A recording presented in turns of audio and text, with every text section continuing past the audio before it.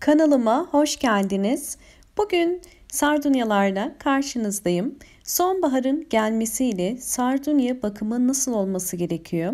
Kışında evde sardunyalarımızın çiçek açabilmesi için sonbaharda nasıl bir bakım yapmak gerekiyor? Sizlere tüm önemli püf noktalarını anlatmaya çalışacağım.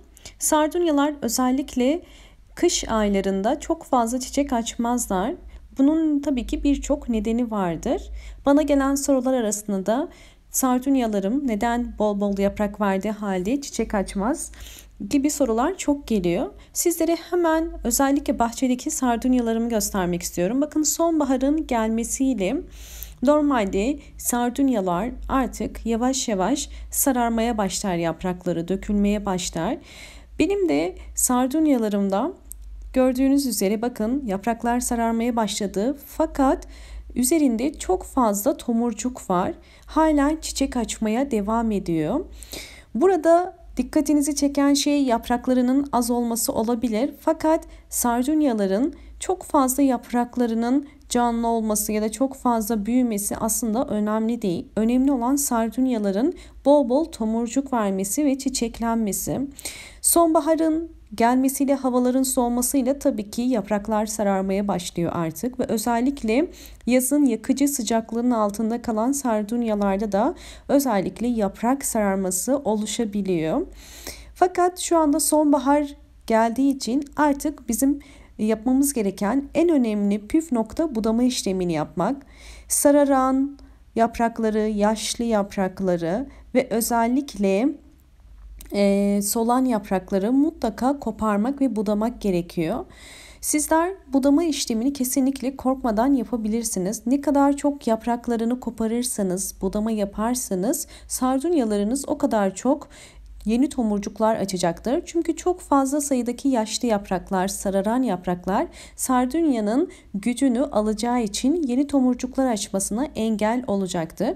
O yüzden sizlere tavsiyem ilk olarak yapmanız gereken sonbaharda budama işlemini yapmak ve bunu kesinlikle korkmadan yapın. Eğer yapraklarını budamazsanız sardunyalarınız bol bol yeşil yapraklar açacaktır fakat tomurcuk sayısı az olacaktır. Bakın budama işlemini bu şekilde sararan ve yaşlı olan yapraklardan başlayarak yapıyorum. Sizlere de bunu mutlaka tavsiye ederim. İkinci önemli püf nokta ise şu anda havalar artık çok soğuduğu için sardunyalarınızı 5 derecenin altında dışarıda bakmamanızı tavsiye ederim. Çünkü 5 derecenin altındaki eğer kalırsa maalesef sardunyalar artık yeni tomurcuk açmazlar. Çünkü havalar çok soğuduğu zaman sardunya yaprakları sararmaya başlar. Evet, ölmezler fakat yine de çiçek açmazlar. Sizlere tavsiyem havalar çok soğuduğu zaman 5 derecenin altına düştüğü zaman sardunyalarınızı eve almak. Tabii ki ev bakımı çok önemli. Evde genelde çiçeklerimiz çiçek açmıyor. Bu soruyla çok karşılaşabiliyoruz. Evde çiçeklerinizin bol bol yeni çiçek açması için, tomurcuk vermesi için yapmanız gereken en önemli işlem mutlaka çiçeklerinizi cam kenarına yakın. Özellikle eğer sardunyalara sahipseniz sardunyalarınızı direkt pencere kenarına koyarak direkt güneş almasını sağlayın. Güneş alması çok önemli. Tabii kışın zaten yeterli miktarda güneş olmayacaktır. Eğer siz sardunyalarınızı kışın pencere kenarından uzak bir yere koyarsanız maalesef çiçek açması daha da zor olacaktır. O yüzden pencere kenarına yakın bir yere koyarak bol bol ışık almasını sağlayın. Direkt güneş alırsa daha da hızlı tomurcuklanır ve daha da çok çiçek açar. Yani ikinci önemli püf nokta sardunyalarınızın bol bol gün ışığı ve güneş alması. Bu da yine önemli püf nokta. Üçüncü ise sardunyalarınızın kesinlikle ama kesinlikle toprağını çok kuru tutmayın. Sonbaharda evet, evin içerisine alıyoruz fakat kalorifer peteklerinden dolayı çok sık kuruyabiliyor. Sizlere tavsiyem kalorifer peteklerin üzerine özellikle su koyarak, bir kase su koyarak ortamın nemli olmasını sağlayın çiçekleriniz için. Özellikle sardunyalarında haftada bir kere mutlaka sulamaya çalışın. Toprağı mutlaka nemli olması gerekiyor. Bakın bunlar da evde beslemiş olduğum sardunyalarım ve evdeki sardunyalarım fark ettiyseniz yaprakları her zaman daha yeşildir. Çünkü direkt güneşi almadığı için yapraklarında kolay kolay sararma olmaz. Evde bu şekilde alıp pencere kenarına yakın bir yere koyarsanız ve haftada bir gün sularsanız sardunyalarınız bol bol çiçek açacaktır.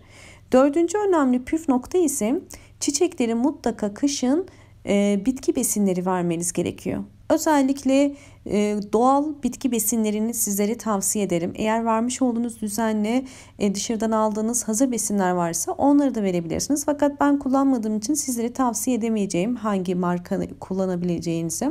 Fakat sizlere tavsiyem muz kabuğu suyu gerçekten bütün çiçeklere inanılmaz derecede iyi geliyor. Ve sardunyalarında daha hızlı tomurcuk açmasına yardımcı oluyor. Sizleri kesinlikle muz kabuğu suyu tavsiye ederim. Belirli aralıklarla 15 günde bir verebilirsiniz. Ya da sarımsak suyu, bakın ayda bir verebilirsiniz. Sarımsak suyu da yine sardunyanın daha hızlı köklenmesine ve daha hızlı çiçek açmasına yardımcı olacaktır. Bu anlattığım 4 püf noktayı dikkat ederseniz bol bol kışında sardunyalarınız çiçeklenecektir. Umarım bu videom sizler için faydalı olmuştur. Videomun faydalı olduğunu düşünüyorsanız hemen videomu beğenmeyi ve kanalıma abone değilseniz abone olmayı unutmayın. Hoşça kalın, sağlıkla kalın.